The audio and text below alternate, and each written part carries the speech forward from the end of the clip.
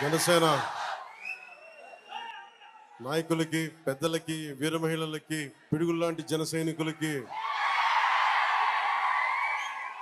మీ అందరికీ నా హృదయపూర్వక ధన్యవాదాలతో కూడిన నమస్కారాలు మీ అందరికి. ఈరోజు పిఠాపురం తాలూకు విజయం ఇంత బలమైన మెజారిటీ తోటి జనసేనని నన్ను గెలిపించడం కాదు, ఈరోజు మోడీ గారిని కూడా మీరు గెలిపించడానికి మీరు అందరూ అండగా నిలబడ్డారు.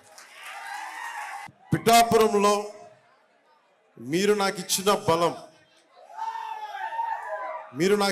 బలం రాష్ట్రం అంతా తిరిగేలా చేసింది. మీరిచ్చిన విజయం, భరోసా నన్ను రాష్ట్రం అంతా తిరగనిచ్చేలా చేస్తుంది. 25కి 21 ఎంపీలు కొట్టగలిగే స్థాయికి 21 ఎంపీలే ఈ రోజున మనకి ఎన్డీఏ ప్రభుత్వానికి బలంగా నిలబడ్డారు.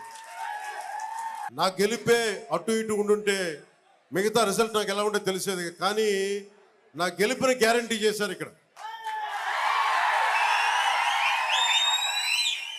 మీ అందరికీ పేరు పేరున నా హృదయపూర్వక నమస్కారాలు, హృదయపూర్వక ధన్యవాదాలు.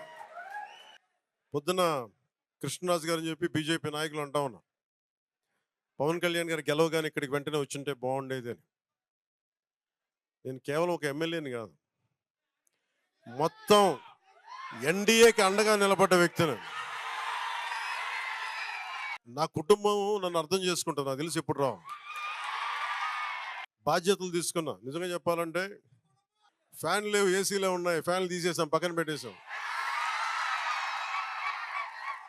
గుండెల లోతుల నుంచి మీకు చెప్తున్నాను, మీరే కనుక లేకపోతే పిఠాపురం ప్రజలు, పిఠాపురం జనసేన నాయకులు, పిఠాపురం ప్రజలు, మనకి కూటమి నాయకులు బలంగా కనుక నిలబడకుండా ఒక్క ఏకపక్షాన మనం బలంగా పోరాటం చేయకుండా ఉండుంటే ఈరోజు రాష్ట్రం రిజల్ట్స్, ఫలితాలు వేరేలాగా ఉండే. మీరు ఇచ్చారు బలం. నేను ఒకటే అనుకున్నా, గెలిస్తే నన్ను పిఠాపురం గెలిపించాలి. లేదు అంటే నేను ఒకటే అనుకున్నా, పాలిటిక్స్ నుంచి వెళ్ళడానికి కాదు, నేను మటుకు కూర్చోబెట్టి ఆల్మోస్ట్ ఒక బలమైన, ఇంకా ఎప్పుడు పోటీ చేస్తాను లేదు కూడా నాకు తెలియదు, ఆ స్థాయికి వచ్చేసాను. నేనేంటంటే పోటీ చేయడానికి, పదవులు అనిపించడానికి నేనేమనుకున్నానంటే, నా దేశం నాకు దేశభక్తినిచ్చింది, నా సమాజం నాకు బాధ్యతనిచ్చింది, నేను దీనికోసం పని చేస్తా. నాకు అవసరం లేదు ఇవన్నీ, కానీ తిట్లు తింటా, ఎందుకంటే నా దేశం మీద నాకు అంత పిచ్చి. నాకు నా బాధ్యత. మన సభలో మీరు చూశారు, అసెంబ్లీలో ఏం మాట్లాడాను నేను నా పార్టీ గురించి మాట్లాడాల. ఏ నేల అయితే, ఎవరి బలిదానం మీదైతే ఆంధ్ర రాష్ట్రం ఏర్పడిందో, పొట్టి శ్రీరాములు గారికి ఆయన గుర్తు తెచ్చుకునే మాట్లాడాను. ఏ ముఖ్యమంత్రి ఈరోజు కూర్చున్నా, గతంలో కూర్చొని ఉన్నా, దానికి మూలకారకుడు ఎవడు? పొట్టి శ్రీరాములు. ఆయనే లేకపోతే, ఆయనే బలిదానం లేకపోతే మనకి ఈ రోజున ఆంధ్ర రాష్ట్రం అనేది ఉండేది కాదు. సో నేను ఉన్నది దేనికి అంటే, ఇంతమంది గొప్ప మహానుభావులు ఉన్నారు. నేను అన్నా క్యాంటీన్లతో మాట్లాడి ఒకటే అడిగాను, అన్నా గారి క్యాంటీన్లతో పాటు డొక్కా సీతమ్మ గారి క్యాంటీన్లు రావాలి. అన్నా క్యాంటీన్లు ప్రారంభిస్తున్నప్పుడు దాంట్లో కొంత భాగం డొక్కా సీతమ్మ గారి క్యాంటీన్లు కూడా ఉంటాయి. ఎందుకంటే అసలు మనకి ఈ రోజున ఒక పూట భోజనం పెట్టడానికి హోటల్లో పెట్టేయచ్చు, కొని పెట్టేయచ్చు. ఆ రోజుల్లో కట్టెలతో వండాలి, వర్షాలు, అలాంటి సమయంలో ఆవిడ కూర్చొని, అమ్మ సీతమ్మ ఆకలి అంటే కూర్చోబెట్టి అన్నం వండి పంపించే, లంకల దగ్గరికి వెళ్ళి కూడా ఆవిడ చేసేదంటే, అలాంటి విలువలున్న మనుషులు మనం గుర్తు తెచ్చుకోకపోతే సమాజం విచ్ఛిన్నం అయిపోతుంది.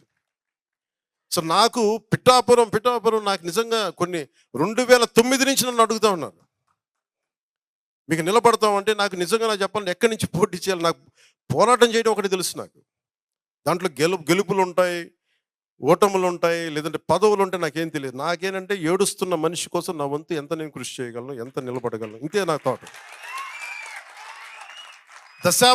దశాబ్దంన్నర నలిగిపోయా.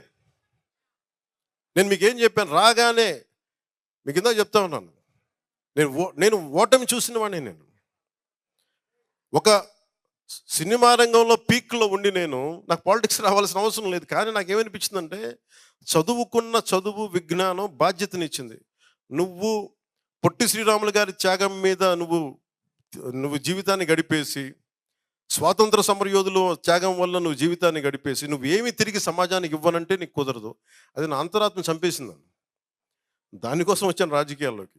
పదవి రావచ్చు, రాకపోవచ్చు, గెలవచ్చు, ఓడిపోవచ్చు. ఈరోజు గెలవచ్చు, కానీ నాకు ఈరోజున ఉప ముఖ్యమంత్రి కావచ్చు. కానీ నేను ఎప్పుడు ఒకటే మనిషిని. ఓడినా గెలిచినా, పదవి ఉన్నా లేకపోయినా నేను ఒకటే వ్యక్తి. అది మారను. 2014లో కూటమి గెలిచినప్పుడు నేనేమి ఆశించలేదు. అందరి కోసం పనిచేసి పెట్టాను. రాష్ట్ర ప్రభుత్వం బాగుంటుంది, ప్రజలు బాగుంటారు అనుకున్నాను. ఆ తర్వాత మీకు పర్యావసనాలు తెలుసు. 2019లో ఒంటరిగా పోటీ చేశాం, నలిగాం, ముందుకెళ్ళాం, నిలబడ్డాం. 2024లో మొన్న ఎన్నికలప్పుడు నేను ఆలోచిస్తున్నాను, రిజల్ట్స్ చూడాలా వద్దా, నాకు పిఠాపురం నన్ను గెలిపిస్తా లేదా, ఓకే ఏం లేదు నేను అనుకుంటున్నా. ఓడిపోయినప్పుడు నేను ఆ రోజుకు టీవీలు చూడలే. నేను ఒకటే పెట్టుకున్నా, టీవీలో చూడాలా లేదా నేను కూర్చొని ఆలోచిస్తా ఉన్నా. నాకేమనిపించిందంటే, కూటమి అఖండ మెజారిటీతో గెలవబోతున్నది నాకు అర్థమైంది, నాకు తెలుసు. నేను ఏమి టీవీ చూడను, నేను ఒక్కడిని కూర్చున్నా, ఏదో పుస్తకం చదువుకుంటా ఉన్నా. ఎవరన్నా సరే వచ్చి నాకు చెప్పండి, మనం కూటమి గెలిచింది,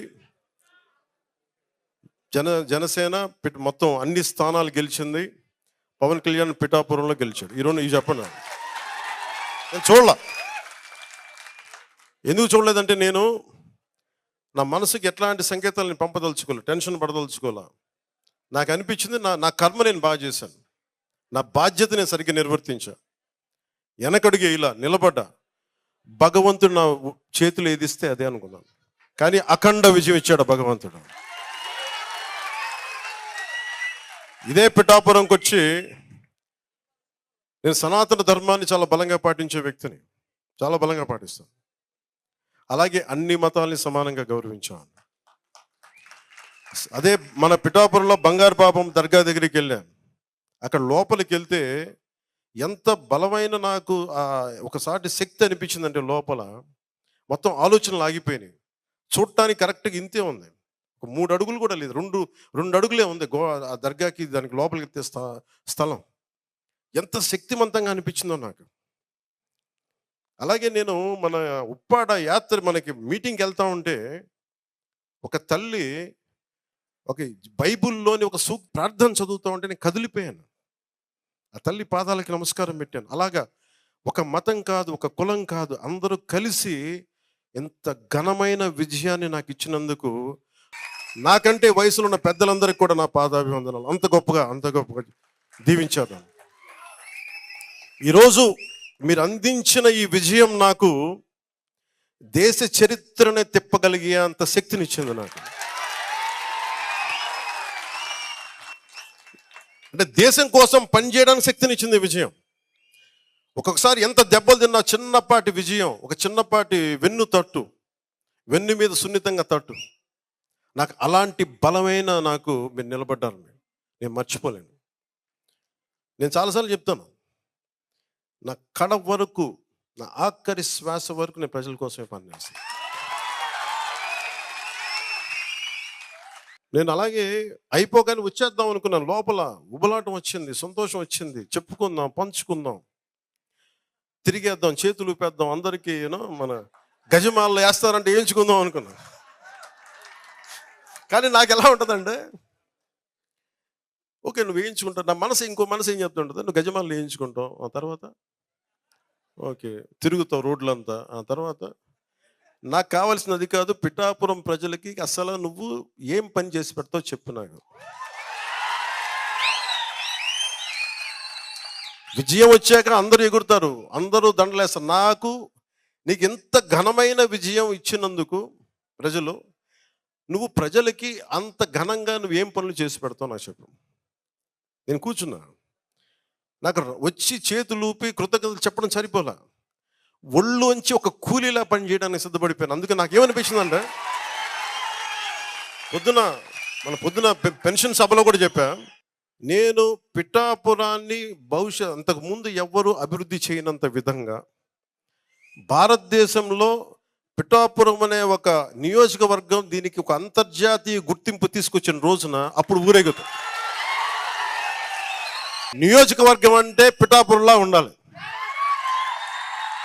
మతాల సామరస్యత కానీ, భిన్నమైన మతాల సామరస్యత కానీ, భిన్నమైన మనకి సమూహాల మధ్య సామరస్యత కానీ, అభివృద్ధి కానీ, చూడటానికి చక్కటి పల్లెటూరి వాతావరణం ఉండి, ఒకవైపు దర్గా, ఇంకొక వైపు ఆంధ్ర బాప్టిస్ట్ చర్చ్, ఇంకొక వైపు మనకి అమ్మవారి గుడి, కుకుటేశ్వర స్వామి, దత్తా శ్రీపాద శ్రీవల్లభుడు, ఇది టూరిజం సర్క్యూట్ చేయాలి. ఇవి ఒకవైపు టూరిజం డెవలప్మెంట్ జరగాలి.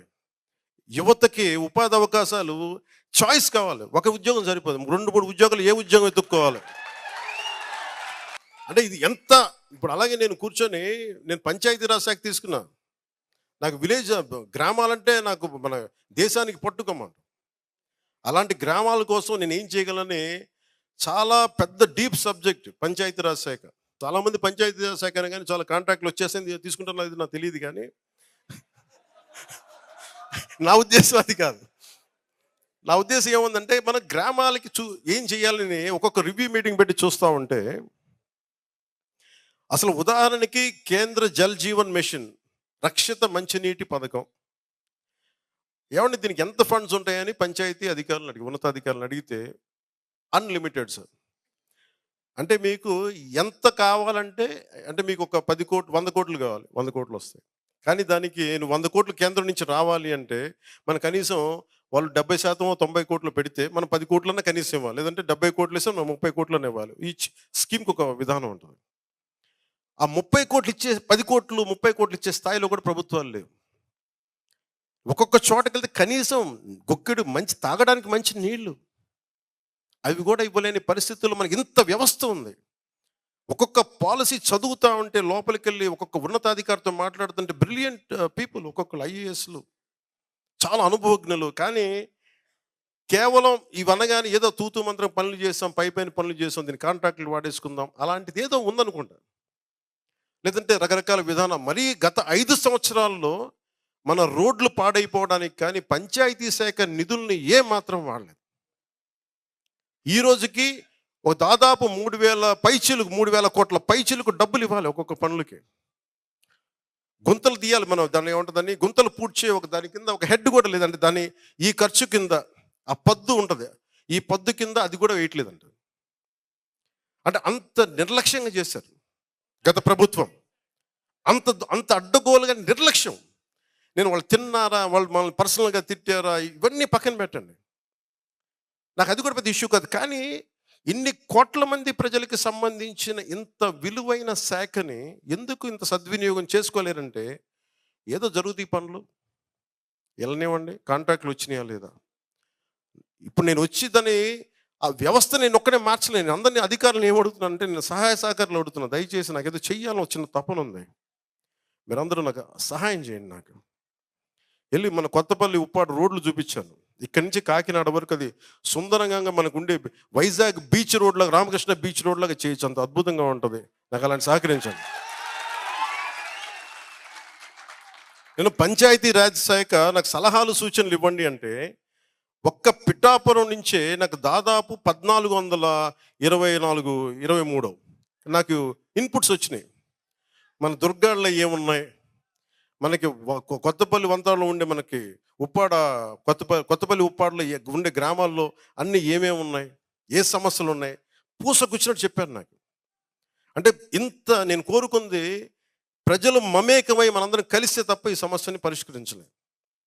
నేను మీకు మాటిస్తున్నాను, గతంలో ఇప్పుడు దాకా పంచాయతీరాజ్ శాఖ ఎలా చేసినా తెలియదు, కానీ నేను నడిపే పంచాయతీరాజ్ శాఖ చాలా చాలా బలంగా పనిచేసేలా బాధ్యత నేను తీసుకుంటాను. ఎన్విరాన్మెంట్, పర్యావరణం, పొల్యూషను, అడవి, ఇవి కూడా ఎందుకు తీసుకున్నానంటే, మన ఉదాహరణకి నగర వనాలను ఉంటాయి. నగర వనాలను అభివృద్ధి చేసుకోవచ్చు. బోల్డంత సెంట్రల్ స్కీమ్స్ ఉన్నాయి. అలాగే యువతకి కావాల్సిన స్కిల్ డెవలప్మెంట్ కానీ, ఈరోజు నేను అడిగితే ప్రతిసారి పాపం ఇందాక కూడా వచ్చినప్పుడు మా కూర్చోబెట్టి మా టెంపరీ ఉద్యోగాలు అయిపోయినాయి. ఈ సేవా కేంద్రాలు కానీ, ప్రభుత్వం మారినప్పుడల్లా క్షేత్రస్థాయి ఈ నరేగా తాలూకు క్షేత్రస్థాయికి మనకి అసిస్టెంట్స్ అందరిని తీసేస్తారు ప్రతిసారి వచ్చి. నాకేమనిపించిందంటే, ప్రతిసారి ప్రభుత్వం మీద ఆధారపడలేము ఉద్యోగాలకి. కానీ పెట్టుబడులు పెట్టే స్థాయిలో మనకి ఇక్కడ పెట్టుబడిదారులు రావాలి ఇక్కడ మనకి. సో ఆ దిశగా నేను ఆలోచిస్తున్నాను. అందుకని కేవలం ప్రభుత్వ ఉద్యోగాలని కాకుండా ప్రైవేటు వ్యక్తులు వచ్చి సంపాదన పెంచేలాగా, మనకి ఒక ఉద్యోగానికి 3-4 ఉద్యోగ అవకాశాలు వచ్చేలాగా అలా ఉండాలి అంటే చాలా త్రికరణ శుద్ధిగా మనస వాచ కర్మ పనిచేసే నాయకుల సమూహం కావాలి. ఈ రోజున నేను ప్రతిసారి సభలో కూడా చెప్పాను, ఒక దేహానికి ఒక రక్తనాళం సరిపోదు, ఒక దేశానికి ఒక నది సరిపోదు అన్నట్టుగా ఈరోజు మన ఆంధ్ర రాజ్యానికి చాలామంది నాయకులు అవసరం వచ్చింది. ఈ రోజున ఒకళ్ళు సరిపోరు. ఈ రోజున ఎవరి స్థాయిలో వాళ్ళు. ఈ రోజున మొట్టమొదటిసారి ఫస్ట్కి మనం అన్ని పెన్షన్లు ఇచ్చామంటే, ఎక్కడ మీరు 6,000 చూడండి, ఎక్కడ 5,000, ఎక్కడ 6,000 చూడండి. ఈ రోజున నిస్సాయంగా అడిపి మనకు దివ్యాంగుల దానికి 15,000 కదమ్మా ఆ రోజున. ఆవిడ అడిగింది 10,000 ఆ రోజున. 10,000 ఇస్తే బాగుంటుందన్న. కానీ ఈరోజు 15,000 ఇవ్వగలిగాం. ఇది సాధ్యపడింది అంటే, ఓకే నాలాంటి వాడు వచ్చి ముఖ్యమంత్రి అయినా కానీ అనుభవం లేని కాడికి చాలా సమయం తీసుకోవచ్చేమో, జరుగుతులేదో నాకు తెలియదు. కానీ నేను ఏ నిర్ణయం తీసుకున్నా, ఆ రోజు 21 సీట్లు తీసుకున్నా, 24 అనుకున్నా, 30 ఏదన్నా అనుకున్నా, నా అంతిమ లక్ష్యం ప్రజలు బాగుండాలనే తప్ప నా అనేది నాకు లేదు, మన అనే ఉంటుంది. వీళ్ళందరికీ చాలా మందికి అర్థం కాదు, చంద్రబాబు గారిని ఎందుకు వెనకేసుకొస్తాం అంటే, ఒకరి అనుభవాన్ని మనం ఎలా వాడుకోవాలి. వారి అనుభవం కూర్చోబెట్టి ఈరోజు నిలబడితే 1వ తారీఖు ఈ రోజున మనం ఇంత దాదాపు 100కి 100% ఈరోజు ఇవ్వగలిగాం. రేపు 1-2 రేపు పొద్దున మిగిలితే 1-2% మిగిలితే రేపు పొద్దున ఇచ్చేస్తాం. ఇది రావాలంటే చాలా అనుభవం ఉన్న వ్యక్తి కావాలి. నేను ఈ రోజున మనం నిలబడింది 21 ఎంపీలు గెలిచారు ఆయన మనకి ఉమ్మడి కూటమిలో. అదే 21 మంది ఎంపీలు బలం పార్లమెంటులో ఒకసారి చాలా దద్దరిల్లిపోయింది. ఆ బలం మీరు ఊహించండి. ఎన్డీఏ కూటమికి ఆంధ్రప్రదేశ్ వెన్నుదన్న అయిపోయింది. అంటే అంత గొప్ప విజయం అందించింది మన ఆంధ్ర రాష్ట్రం. అది మీ దీవెన, మీ చలువ, మీ ఆశీస్సులు. అంటే నాకు ఇంత మాత్రం మీరు పిఠాపురం నిలబడితే అది మొత్తం దేశానికి కూడా బలం అయిపోయింది. అంటే నాకు అంత బలం ఇచ్చింది పిఠాపురం. అసలు జన సైనికులు, వీర మహిళలు ఈ రోజున ఇక్కడ మీరున్నారు. అసలు నాకు ఎక్కడెక్కడి నుంచో దేశ విదేశాల నుంచి వచ్చి ₹1,00,000 ఖర్చు పెట్టుకొని మరి వచ్చి ఓట్లేసి ఎంతమంది, ఒకళ్ళైతే నాకు పాపం ప్రాణాలు కూడా కోల్పోయారు. నాకు ఈ రోజుకి బాధగా ఉంటుంది. అంటే ఏమిస్తే రుణం తీర్చుకుంటాం. నాకు నిజంగా ఈ పదవి నేను అలంకరించింది నాకు బాధ్యతను పెంచింది, కానీ నాకు నిజంగా ఆనందాన్ని ఇచ్చేది కాదు, బాధ్యతను పెంచింది. భయం ఉంది నాకు, భయం ఇచ్చింది, నాకు బాధ్యతను పెంచింది. సో నేను కోరుకునేది కూడా ప్రతిసారి ఇంత ఇచ్చిన బాధ్యత నా భుజస్కంధాల మీద పెట్టిన ఈ బాధ్యతను ఎలా నేను ముందుకు తీసుకెళ్ళాలి. భగవంతుడిని, పురోహితిగా అమ్మవారిని కూడా అదే పెట్టుకున్న తల్లి నాకు ఆ శక్తినివ్వు, నాకు ప్రజలకి సేవ చేసే శక్తినివ్వు, నాకు సరైన మనస్సునివ్వు. రోజు ఒక నిర్ణయాలు తీసుకోవాలి, ఆ నిర్ణయాల్లో ఒక సరైన మనసు వచ్చేలాగా నాకు ఆ శక్తినివ్వు తల్లి. ఇదే నేను కోరుకుంటా ఉన్నా. సో నేను ఏమి చేసినా మీరందరూ బాగుండాలని చేస్తాను. అసలు నాకు నిజంగా కన్నీళ్ళు వచ్చినాయి మీరు పడ్డ కష్టం. ఎన్ని రాత్రులు అసలు ఒక్కొక్క చోటకి వెళ్తే ఒక్కొక్క కథలు. నాకు ఒక్కొక్క ఊరికి వెళ్తే మేము ఎక్కడో ఆస్ట్రేలియా నుంచి వచ్చి ఒక 6 మంది తిరుగుతూ ఉంటే ఒక అతను వచ్చి బజ్జీలు ఇచ్చేవాడు. ఒక గంపటి బజ్జీలు. దేనికంటే జనసేనకి ఇది నా కాంట్రిబ్యూషన్, మీరు అందరూ పని చేస్తారు రోజు. అట్లాగా ఎంత సంపాదిస్తారు ఆయన? ఒక చిన్న బజ్జీలు కొట్టుకు పెట్టుకుని ఆయన ఎంత సంపాదించగలరు? కానీ ఎంత ప్రేమ ఉంది అంటే, నా సంపాదన కొంత మీకు ఇవ్వాలి, ఎందుకు మీరు కష్టపడుతున్నారు మీరు అందరూ అని చెప్పి ఇచ్చారు. నాకు అట్లాగే చిన్న చిన్న పనులు చేసుకునేవాళ్ళు. నాకు కదిలిపోయాను నేను ఆ ప్రేమకి. నేను అలాంటి ప్రేమకి నేను రుణగ్రస్తుడిని. నేను చాలా చాలా చాలా రుణగ్రస్తుడిని. ఎంత కదిలిపోయానో నేను. అట్లా ఒక్కొక్కళ్ళు ఆడపడుచులు ఊర ఎండ వెనక తిరిగి మలమలమలాడిపోయి ఎండలో తిరుగుతా, ఎండలో మాడిపోతా, 50 డిగ్రీలు 47 డిగ్రీలు ఎండలో మాడిపోతా క్యాంపెయినింగ్ చేస్తే నాకు ఏమిచ్చి నేను రుణం తీర్చుకోగలను? నాకు విజయం నా కోసం కాదు. నేను అనుకున్న ఒక ఆశయం కోసం మీరందరూ చెయ్యూత కలిపినందుకు మీ అందరికీ ఎన్నిసార్లు శిరస్సు వంచి నమస్కరించినా నా కృతజ్ఞత సరిపోవట్లేదు. నేను ఏమి చేయగలను దీనికి అంటే, అనుక్షణం అహిర్నిశలు పని చేయడానికి సిద్ధపడ్డా. కానీ మనకి ఏం కావాలి గుణం అంటే డిసిప్లిన్ కావాలి మనకి. ఈ రోజున మనది ఎలాంటి జన సైన్యం అంటే ఇది ఒక అరాచక పాలన, ఒక దాష్టీకం చేసే పాలనని ఎదురొచ్చి మరి గుండెల్ని ఇట్లా బయటికి తీసి మరి నిలబడింది జనసేన.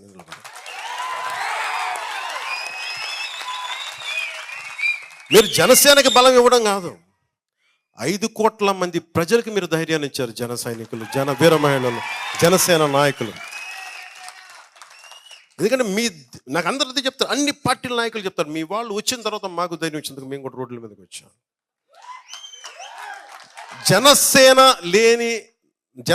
నాయకులు లేని ఊరు ఉంటుందేమో తెలియదు, కానీ జన సైనికులు వీర మహిళలు లేని ఊరు ఉన్నాం.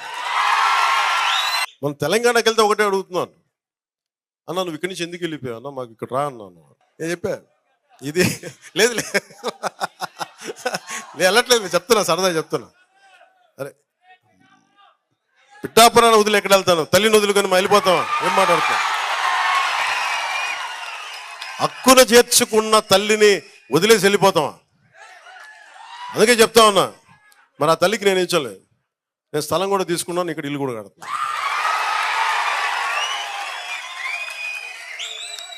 నా ఒకటే ఉందంటే, కనీసం మా వాళ్ళందరూ ఇలా కలవడానికి కనీసం 1 ఎకరం స్థలం ఉండాలి. మా వాళ్ళు కొంచెం పెద్ద స్థలం తీసుకుంటున్నాను. మా వాళ్ళకి కోపం వచ్చినా నా మీద చూపిస్తారు, ప్రేమ వచ్చినా నా మీద చూపిస్తారు, తిట్టినా నన్నే తిడతారు, మెచ్చినా నన్నే మెచ్చుకుంటారు.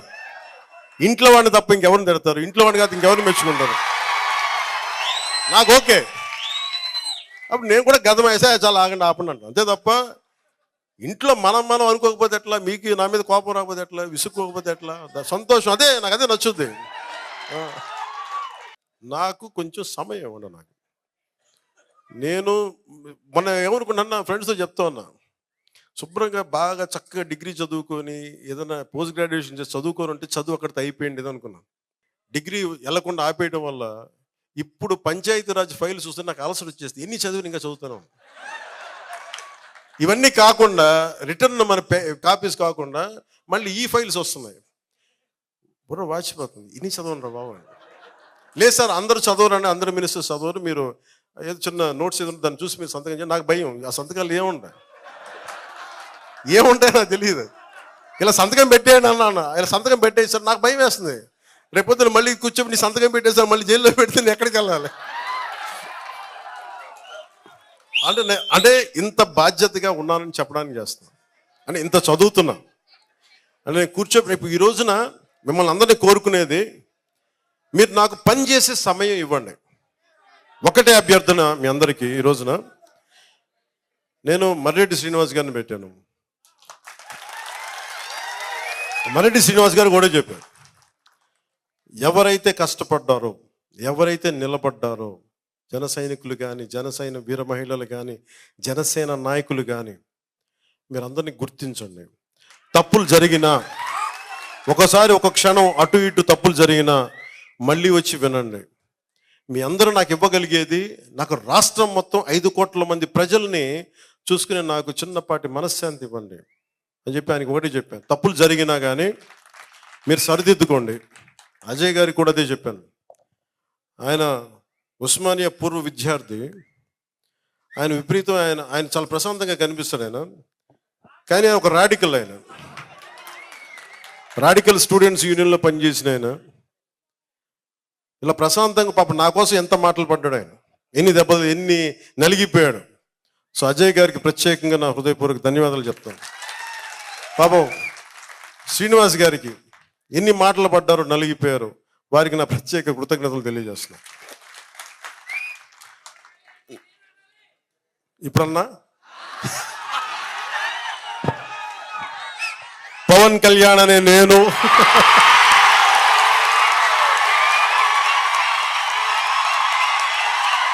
చాలా బాధాకరమైంది ఏంటంటే, మా ఇంట్లో మా వదిన ఎక్సెప్ట్ చిరంజీవి గారు తప్ప పవన్ కళ్యాణ్ అని నేను మీరు చూసారేమో కానీ టీవీల్లో కనీసం చిరంజీవి గారు తప్ప ఇంకెవరు వినలా.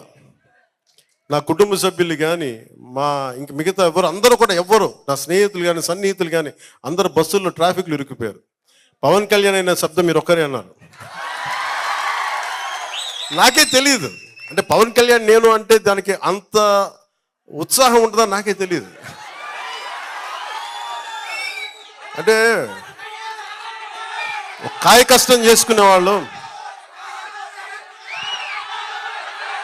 ఇంకోసారా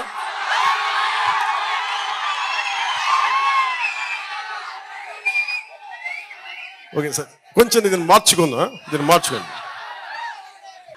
పవన్ కళ్యాణ్ అనే నేను పిఠాపురం అభివృద్ధికి, అభ్యున్నతికి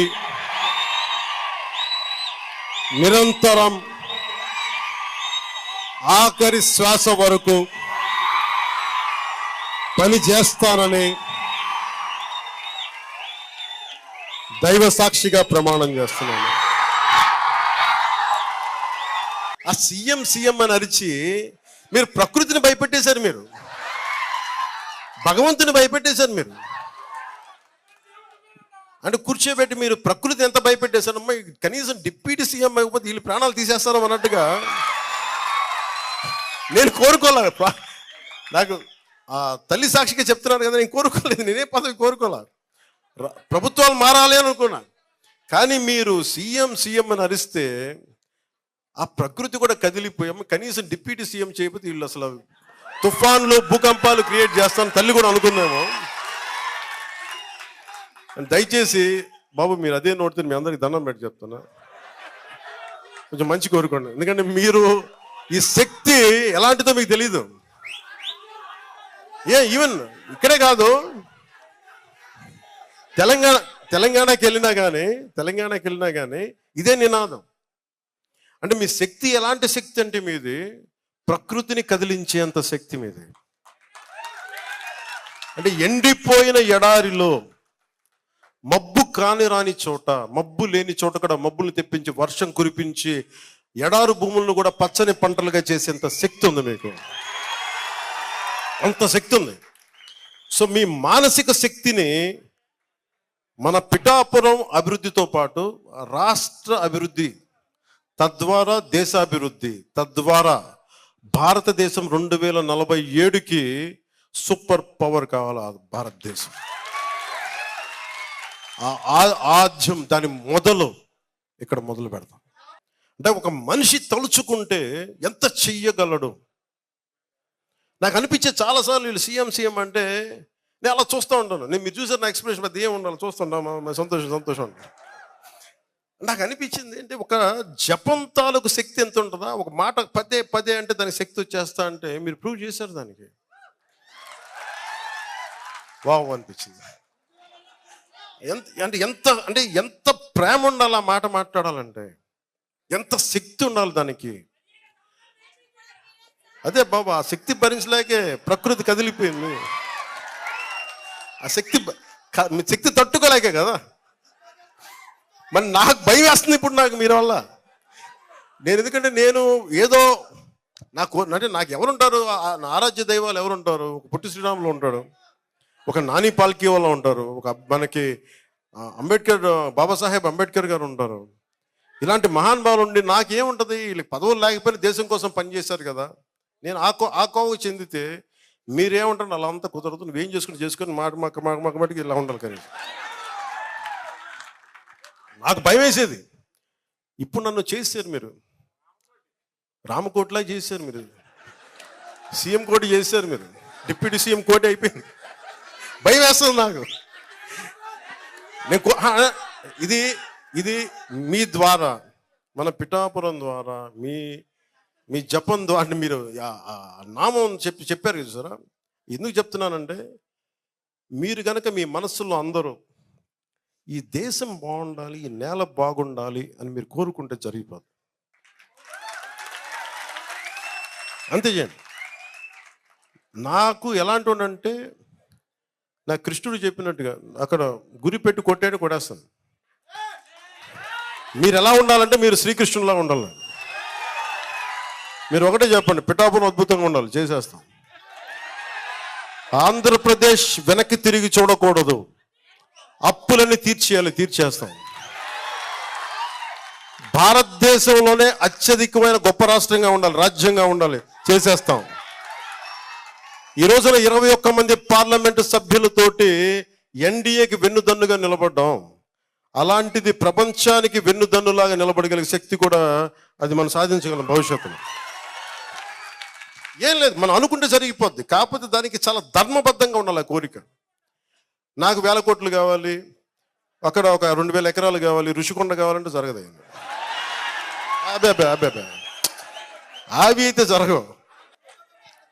నువ్వు ధర్మాన్ని రక్షించే పనికి పూనుకుంటే అప్పుడు ఏమీ జరుగుతుంది. అదే దానికి కూడా చాలా నలిగిపోవాలి, చాలా నలిగిపోవాలి. నేనేమనుకున్నానంటే, నేను నలిగిపోతాను, నా తర్వాత ఇంకొకళ్ళు ఎప్పుడుకో జరుగుద్దులే అనుకున్నాను. కానీ మార్పు ఇక్కడే మొదలు పెట్టాలనుకున్నాను. నేను అనుకున్నాను, మీరు చేశారు. ఈరోజు నేను ఒకటే అనుకుంటున్నా, పదవుల దగ్గర ఆగిపోతే ఎట్లా? నేను ఒకటే సంకల్పం పెడదాం, ఇది పిఠాపురం సంకల్పం పెడదాం. ఈరోజు ఈ మాటలు చెప్పి నేను ముగిస్తాను. ఈ సభ, ప్రకృతి మాట మనకి శాసనం, ధర్మం మనకి శాసనం. నేను ఒకటే కోరుకోండి, ఈ రోజున మనం సంకల్పిద్దాం. ఎలాంటి సంకల్పం అంటే వజ్ర సంకల్పం.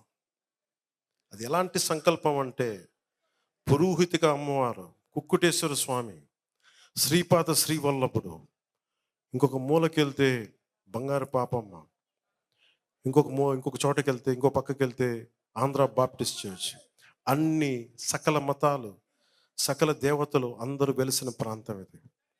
ఈ ప్రాంతం నుంచి నేను సంకల్పిస్తున్నాను,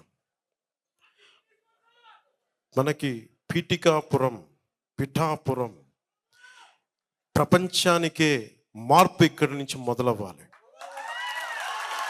అది ఎలాంటి మార్పు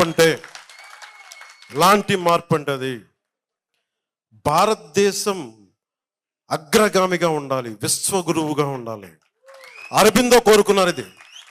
ఒక రోజున భారతదేశం ప్రపంచానికి విశ్వగురువు అవుతుంది అని ఆయన కోరుకున్నారు, ఆయన సంకల్పించాడు. ఇది మన సంకల్పం కాదు. ఈరోజు నేను ఆయన సంకల్పాన్ని మీ ముందు ఉంచుతున్నాను. మన పీఠికాపురాన్ని అత్యున్నత అభివృద్ధితో కూడిన నియోజకవర్గం మొదటి లక్ష్యమైతే, తద్వారా ఆంధ్రప్రదేశ్ అభివృద్ధికి తోడ్పాటునిస్తే, అది వెళ్ళి భారతదేశానికే ఒక తలమానికమైన రాష్ట్రంగా మన ఆంధ్రప్రదేశ్ని చూసి అన్ని రాష్ట్రాలు ఈ దారిలో నడవాలి అని ముందుకెళ్ళి, దాని ద్వారా భారతదేశం అంటే తలెత్తి చూసుకునేలాగా, ఒక 5 సంవత్సరాలు కాదు, 10 సంవత్సరాలకు ఎప్పటికీ ఏదైతే ఈ దేశ ధర్మం ఉందో అది ప్రపంచానికి చాటి చెప్పేలా, భారతదేశం శక్తి సంపన్నతని ప్రపంచానికి తెలియచేసేలా, సకల గురువులు ఇది విశ్వగురువు అని చెప్పేలా, అలాంటి బలమైన వజ్ర సంకల్పాన్ని నేను సంకల్పిస్తున్నాను, మీ ముందు పెడుతున్నాను. మీరు సీఎం అంటే డిప్యూటీ సీఎం. ఈరోజు మిమ్మల్ని సంకల్పించమని నేను అడుగుతున్నా. భారతదేశం అగ్రగామి దేశంగా ఉండాలి. అది అయితే మనం అన్ని అయిపోతాం. దాన్ని పెట్టు, ఆకాశానికి పెట్టు, నక్షత్రాలకి పెట్టు, అంతేగాని చిన్న చిన్న పోస్టుల దగ్గరికి నేను పెట్టను. నేను ఈ రోజున కనీసం డిప్యూటీ సీఎం అయ్యానంటే నేను భారతదేశం కదిలిపోవాలి, జనసేన పార్టీ పెడితే అనుకున్న పార్టీ పెట్టినప్పుడు అంత సంకల్పించాను నేను. నా సంకల్పానికి మీరు అందరూ తోడయ్యారు. ఈ రోజున ఇంతమంది తోడయ్యారు. అది మీరు చేశారు. అది నా శక్తి కాదు. అది చినుకు కలిస్తేనే గాలివానది. అందుకని మనకి మోదీ గారు పవన్ కళ్యాణ్ ఇది అది పవనం కాదు, అది తుఫాన్ అని ఎందుకు అన్నారంటే అది నా గురించి అనలా, నీ గురించి అన్నారు మాట. చాలా మందికి తెలియదు యాక్చువల్గా ఆయన ఇప్పుడు అనలేదు ఆ మాట. నేను వారణాసి ఆయన నామినేషన్ వేయడానికి మేమందరం వెళ్ళాం, ఎన్డీఏ మీటింగ్కి వెళ్ళాం. వెళ్తే అందరూ నా ఎన్డీఏ పార్ట్నర్స్ అందరూ కూర్చున్నప్పుడు ఆయన అన్నారు, పవన్ పవన్ యా ఆంధీ అన్నారు ఆయన. నాకేమనిపించింది, ఏం అర్థం చేసుకోవాలి ఈ మాటకి అంటే, అంటే మనకు కూర్చోబెట్టి అర్థాలు తెలుసు కానీ ఈయన ఏ ఉద్దేశంతో మాట్లాడుతూ నేను మళ్ళీ జాగ్రత్తగా అదే సార్ పవనే సార్ అన్నాను. అంటే ఆ రోజు అన్నారు ఆ మాట. దాని తర్వాత ఎన్నికలు జరిగినాయి అంటే ఆయనకి అప్పటికే అర్థమైంది. ఇక్కడ అప్పటికి మన ఎన్నికలు అయిపోయినాయి ఇక్కడ. నెక్స్ట్ డే మార్నింగ్ వెళ్ళాను. సో ఆ రోజు రాత్రికే నివేదికలు వెళ్ళిపోయినాయి, ఇది తుఫాన్లో చుట్టుముట్టేసింది ఆంధ్రప్రదేశ్లో, కూటమి వచ్చేస్తుంది. అది నాకు ఎప్పుడు అర్థమైంది, ఆయన సెంట్రల్ హాల్లో మాట్లాడుతున్నప్పుడు నాకు అర్థమైంది, ఓహో అదే ఆయన ఆ రోజు అన్న మాటలని. ఎందుకంటే నా గురించి మనం ఎక్కువ ఎందుకు ఊహించుకుంటాం సార్, జాగ్రత్తగా కొంచెం అవసరమైతే బలం ఒక 40-50% తగ్గించుకుంటాం కానీ తక్కువ చేసుకుంటాం కానీ ఎక్కువ చేసుకోం కదా. సో నాకు అందుకు అనిపించింది, అంటే మీరు ఇచ్చే శక్తి లాంటిది. అది నాకు ఆ ఉద్దేశం చెప్పడానికి చెప్తున్నాను, ఇది ఆ పాయింట్ చెప్పడానికి చెప్తున్నాను. ఇది చాలాసార్లు ప్రధానమంత్రి గారు ఎస్పీజీ వాళ్ళు ఏం చెప్తారు, దయచేసి నువ్వు రాకుండా ఉంటే బాగుంటుంది సభలకు, మేము భరించలేకపోతాం మీ వాళ్ళ శక్తిని, మేము కోరుకుంటాం నువ్వు రాకూడదు ఈ సభలు. కానీ ఎందుకంటే మాకు నైట్ మేర్ అయిపోతుంది మీ సెక్యూరిటీకి, నీకు ప్రధానమంత్రి గారికి మీ వాళ్ళతో ఉండాలంటే మీ జన సైనికుల శక్తి, మీ వీరమల్లి శక్తి మేము తట్టుకోలేకపోతున్నాను. సరదా నేను జోక్ సీరియస్గా చెప్తున్నా. అంటే ఏముంది నేను అనుకుంటున్నా యువతలో ఏముంది అంటే మీకు అంత లోపల అంత నలిగున్నారు మీరు.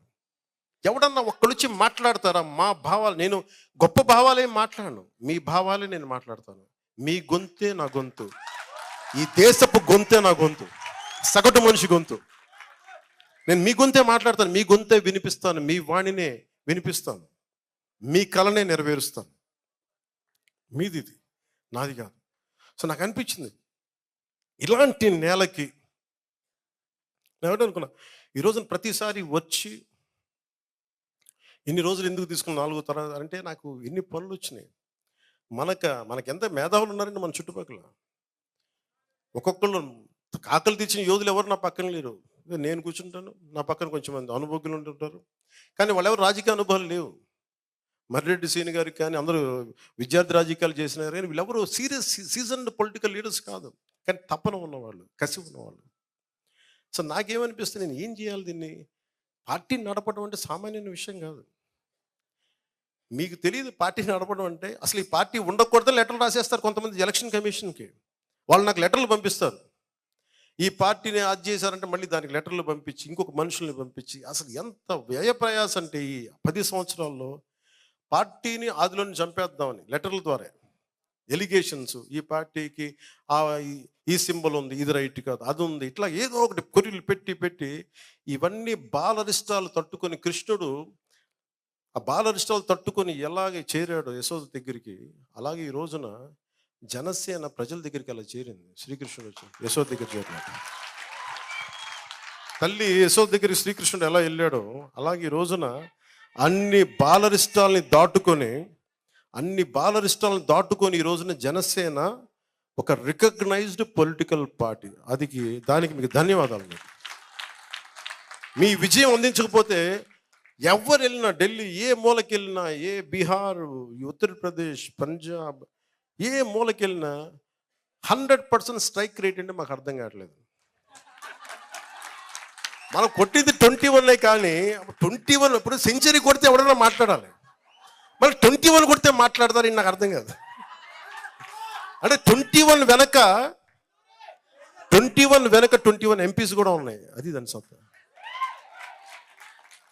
అంటే ఈ రోజున ఒక కూటమిని నిలబెట్టాలి, రావాలని ఎంత తపన పడ్డాను, ఆ కూటమే ఈ రోజున ఎన్డీఏకి వెన్నుదన్నుగా ఉండిపోయింది. అది అర్థమైంది, నాకు తెలియలేదు. అది నేను చేసుకుంటే వెళ్ళిపోయాను. నేను మన నేల బాగుండాలని స్వార్థంతో చేసుకెళ్ళిపోయాను.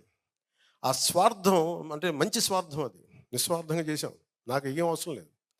అదేం చేసింది, ఆ 21 ఎంత శక్తినిచ్చింది అంటే దేశం మొత్తం ఈ రోజున మన ఎంపీలు వెళ్తే 100% స్ట్రైకింగ్ రేట్ పార్టీ అంటారు, మన జనసేన కూడా ఉంటుంది 100% స్ట్రైకింగ్ రేట్ పార్టీ అంటారు, అంత ఉంది. సో నేను మంచి అడుగేసాం. మొదటి అడుగు చాలా బలంగా వేసాం. ఈ రోజున మనకి ఇన్ని హోదాలు వచ్చినాయి, ఇంతమంది ఎమ్మెల్యేలు ఉన్నారు. ఈ రోజున ప్రతిపక్షం లేదు. ప్రతిపక్షం కూడా ఎట్లా ఉండాలి? నిర్మాణాత్మకంగా మనమే కొన్నిసార్లు మన సమస్యల్ని మనమే అనేక కోణాల నుంచి మనమే ప్రభుత్వం నుండి మనమే మాట్లాడుకోవాలి. అదే వాళ్ళని తగ్గించడం కూడా నాకు నిజంగా ఇష్టం లేదు. అంటే నేను యుద్ధంలో ఓడిపోయిన శత్రువునైనా సరే ఈ దేశం మూల లక్షణం ఏంటంటే, మనకి బంగ్లాదేశ్ వార్లో ఓడిపోతే మన అప్పటికైనా ఫీల్డ్ మార్షల్ శామ్ మానేక్షా అంటే ఈ దేశం తాలూకు గొప్ప లక్షణం ఏంటంటే, యుద్ధం చేసిన తర్వాత ఓడిపోయిన పాకిస్తాన్ని దాదాపు 50,000 మంది సైనికులు దొరికిపోయారు. దొరికిపోతే వాళ్ళకి మన దేశం తాలూకు గొప్ప లక్షణం ఏంటంటే, వాళ్ళందరినీ మన సైనికుల్ని వాళ్ళ బంకర్ల నుంచి తీసి వాళ్ళ బెడ్లు తీసి వాళ్ళని పడుకోబెట్టండి, మన కింద పడుకుందాం. వాళ్ళకి మన లొంగిన సైనికులు, ఓడిపోయిన సైనికులు అయినా కానీ వాళ్ళ సైనికులు మనం గౌరవిద్దాం. అంటే ఈ దేశం అంత గొప్పది ఇది. ఈరోజు 11 వచ్చినాయి, రేపొద్దున 1 రావచ్చు, అది మనకి ఇష్యూస్ కాదు. అంటే మనకు 1 వచ్చినప్పుడు వాళ్ళకి కూడా 1 రావచ్చు కదా రేపొద్దున. అంటే హెచ్చు తగ్గులు పెరుగుతూ ఉంటాయి, పెద్ద ఇష్యూ కాదు. కానీ నేనేం చెప్తానంటే, నువ్వు తల ఎగరేయకు విజయంలో. మనం తల ఎగరేయద్దు, మనం తల ఎగరేయం. వాళ్ళకి 11 రానివ్వండి, 1 రానివ్వండి, అయినా కానీ మనం తల ఎగరేయం. ఎందుకంటే మనందరిది ప్రకృతి ఏమి నిర్ణయిస్తో దాని మూలంగా వెళ్తాం. వాళ్ళకి 151 సీట్లు ఇచ్చి పరీక్ష పెట్టింది కాలం. ఆ కాల పరీక్షలు తట్టుకోలేకపోయారు. 151 సీట్లు రాగానే వాళ్ళు ఏమనుకున్నారు? ఏదైనా చేసేయచ్చు అనుకున్నారు. అలా చేయడానికి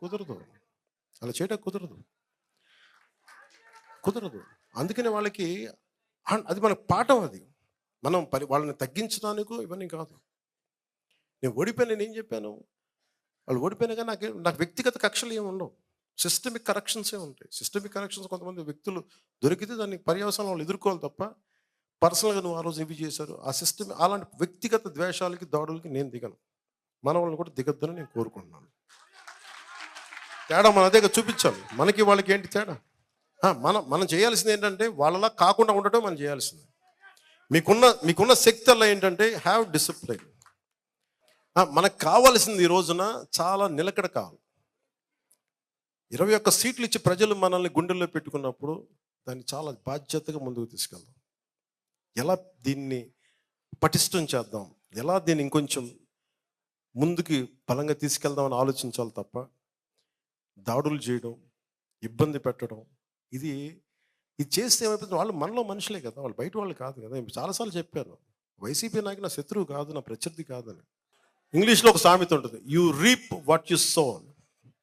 నువ్వేదైతే నాటుతావో నీకు అదే తిరిగి వస్తుంది. నువ్వు ద్వేషం నాటితే ద్వేషమే తిరిగి వస్తుంది. నువ్వు ప్రేమ ఇస్తే ప్రేమే తిరిగి వస్తుంది. నేను ప్రేమనే ఇస్తున్నాను, ప్రేమే తిరిగి రావాలి. నేను అభివృద్ధినే ఇచ్చాను, అభివృద్ధి తిరిగి రావాలి. ఎదుటి వాళ్ళు బాగుండాలని కోరుకున్నాను, మనం బాగుండాలని ఉంటుంది. వీడు నాశనం అవ్వాలి, ఆడు పోవాలి నేను ఎప్పుడు కోరుకోను. అది ప్రకృతి విరుద్ధం. అది మీరందరూ అవన్నీ తల్లి చూసుకుంటుంది. మనకి ఎందుకు? జగజ్జనని, విశ్వమాత, విశ్వజనని, ఎవరిని ఎలా ఉంచాలో ఆవిడ ఆ తల్లి చూసుకుంటుంది. మన పని ఏంటి? మన పని చేసుకుంటాం. ఎందుకంటే మనం ఎవరికి ఏం చేయక్కర్లే, మనం చూస్తూ ఉంటే చాలు. నన్ను చాలాసార్లు తిడతా ఉంటే ఏం చేస్తాను తెలుసా? నన్ను అనుకుంటావచ్చు కదా, మీరు అందరూ అనుకుంటుంది కదా ప్రశ్న, ఎలా భరిస్తాను నేను ఫస్ట్ నన్ను తిట్టే వీడియోలు నేను చూడను. వాళ్ళు అనుకోవచ్చు చాలామంది. నాకు మొన్న చెప్తున్నారు, నిన్ను ఎలా తిట్టారంటే, అమ్మ చెప్పలేదు విషయం అంటే నేను చెప్తే నేను వేరేలా ఆలోచన. నేనేంటంటే బై డిఫాల్ట్ సెట్టింగ్ నేను చూడను, నేను విన్ను. నేనేం నమ్ముతానంటే, తల్లి నా గుండెల్లో నువ్వు ఏది మంచి అదే చేయనివ్వు, నన్ను ఏది వినాలో అదే విననివ్వు, దేనికి స్పందించాలో దానికే స్పందింపచేయి. ఇంకా నన్ను ఎన్ని రకాలుగా నేను చూడను నా గురించి. సో అందుకే నన్ను ఎవరిని తిట్టినాగా నాకు అర్థం కాదు. అట్లాగా ఎవరిని తిట్టినట్టు ఉండదు.